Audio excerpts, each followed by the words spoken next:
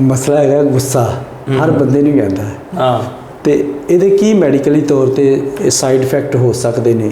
ਜਿਵੇਂ ਕਿ blood pressure ਕਹਿੰਦੇ ਨੇ ਕਿ ਬਾਜ਼ ਕੱਲ੍ਹ ਬੰਦਾ ਬਹੁਤ ਜ਼ਿਆਦਾ ਗੁੱਸੇ 'ਚ ਕਹਿੰਦੇ ਜੀ ਬਲੱਡ ਪ੍ਰੈਸ਼ਰ ਸ਼ੂਟ ਕੀਤਾ ਸੀ ਤਾਂ ਗੜ, ਇਹਦੇ ਬਾਰੇ ਥੋੜ੍ਹੀ ਜਿਹੀ ਮੈਡੀਕਲੀ ਤੌਰ ਤੇ ਰੋਸ਼ਨੀ ਪਾਓ।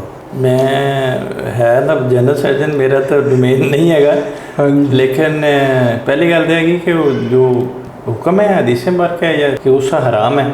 ठीक है, तो पहले तो है कि गुस्सा करना नहीं चाहिए, ठीक, कूल एंड काम रहना चाहिए। ठीक है, लेकिन इंसान है ज़रा गुस्सा आ भी जाता है। ठीक है, तो गुस्सा आंदा सारे नालों वड्डा नुकसान तो हो सकता है कि इधर भी हो सकता है ना, यानी एक बंदे नूं ब्लड प्रेशर पहले है और वो किसी वजह तो पहले ही थोड़ा जिहा हाई होया है, मैडिसिन से प्रॉपर नहीं लै रहा या उन्होंने कोई एंगजाइटी है, कॉफस का कोई भी, और वो वजह थोड़ा बीपी उनका हाई होया है।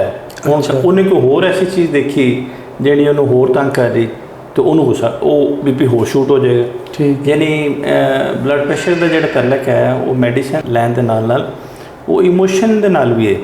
ठीक है, यानी जिहड़ा साडा सिस्टम है नर्वस सिस्टम, अगर वो हाइपर एक्टिवेट हो जाता है due to fear, due to anxiety, तो वो ब्लड प्रेशर भी राइज कर देंगे। ठीक है, तो उसका नुकसान सब नाल वड्डा तो हो सकता है कि कोई भी यानी जो हाई ब्लड प्रेशर की कंप्लीकेशंस ने वो हो सकती हैं।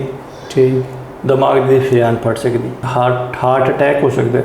ठीक है, और बेहोश हो सकता है, यानी वो जो दिमाग की शरेआन फटेगी वो बेहोश हो जाएगा। ठीक है, फिर वो एक साइकोलॉजिकल जो असरात ने मैडिकल तो इलावा तुसी जिहदे ते गुस्सा कीता है वट एवर सो ही या शी इज़, तो वो तुसी खुद बेचैन हो जाओगे यार मैं अच्छा बोलिया और उस बाद मैं डांटिया या जो भी औलाद अखलाकी तौर पे भी अगेंस्ट भी है, वो दोनों परेशान भी करेगी। यानी वो एक अलग साइड इफेक्ट्स हैं जो नॉन मैडिकल कह लो, जो हैं तो मैडिकली यानी बॉडी बॉडी ਨੂੰ तो इफेक्ट कर ही रहने ना, यानी वो ਤੁਹਾਨੂੰ नींद भी हो सकता ना हो सकता, नींद ना, बेचैन भी हो जाओ, बिल्कुल फ्रस्ट्रेट भी हो जाओ, तुसी होर कोई ऐसा गलत काम कर बैठो जिहड़ा नहीं करना चाहिए।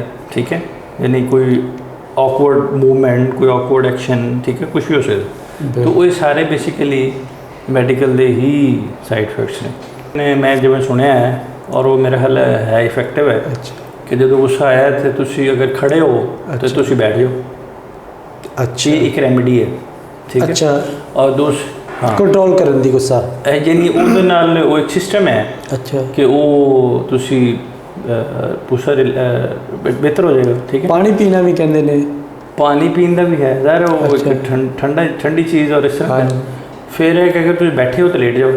ठीक, अच्छा, हाँ, लेटन तो अगे कोई नहीं वैसे लेकिन ये मैं सुनिया कि खड़े हो तो तुम बह जाओ, अगर बैठे हो तो लेट जाओ। तो वो एक रेमेडी है। मैं वैसे खुद तो प्रैक्टिकल एक्सपीरियंस नहीं किया, लेकिन मैं सुनिया है। वैसे इसका तजर्बा करना चाहिए कि मेरे ख्याल लेटे हुए बंदे कम से कम फिर गुस्सा नहीं आता होगा। हाँ, लेटे नहीं, वो तो पहले ही रिलैक्स होया है। हाँ जी, क्योंकि गुस्सा तो किसी वजह तो ही आ रहा है ना, या तुसी थकावट तो नहीं ज़्यादा है, या तुसी कुछ इरीटेटेड हो, कोई परेशानी है, किसी ने पहले ही लड़ के आ रहे हो, कुछ कोई वजह भी हो सकती। फिर सर मुख्तलिफ तुहानू प्रॉब्लम फेसिस तो भी गुजरना पै जाता है। हाँ, दाना खास्ता गुस्से की वजह तो। हाँ, बिल्कुल। ठीक है, थैंक यू सर, बड़ा अच्छा तुसी पैगाम दिता है। वेलकम।